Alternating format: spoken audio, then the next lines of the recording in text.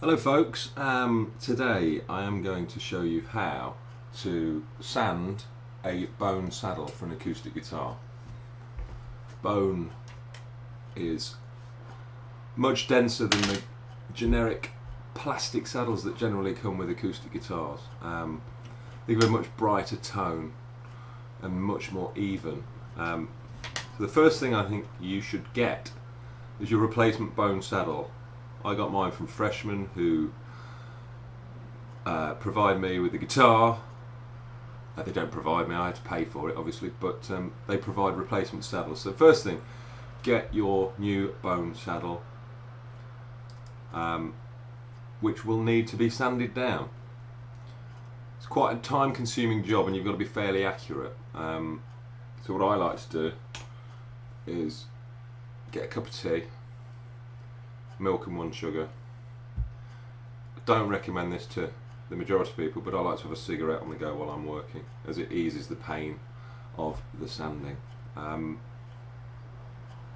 First thing you need to do, get your guitar. So here is my guitar. Now this is a nice little tip somebody taught me a long time ago. You need to remove the strings first to take out the existing saddle. So loosen the strings, not all the way, but just very, very loose, and put a capo on the first fret. Now what this will do, will hold the strings in place when you take the bridge pins out, so you don't need to restring the guitar. It's a really, really cool tip. So stick the guitar down. These things are string winders, but in the end they have a nice little notch there, and I always wondered what the hell is that notch for. Well, actually it's to pull out the bridge pins. So dig in, pull out the bridge pin, out comes the string, held in place by the capo. Brilliant. You don't need to restring the guitar when you do this, so it's fairly quick. So do the same for the 6 bridge pins, put them somewhere safe, not in your cup of tea, and don't let the fag burn them, otherwise you're going to have to spend more money and you don't want to do that. So whip these out,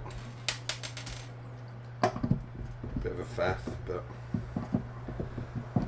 it generally comes out, and some of them might not come out, so if they don't, you can just pop your hand in the guitar and pop from underneath. Be careful not to damage the strings, obviously. And once that's out, put your bridge pin out. I've got string cutters here. I've got all the groovy tools here. I've got a Stumac ruler, which is used to measure string height, all that stuff. Really expensive, ludicrous, but I bought it a long time ago. My sister bought it a long time ago, birthday present. Get your pliers, pull out the existing saddle. We'll come back for part 2 and I'll show you how the sanding process begins.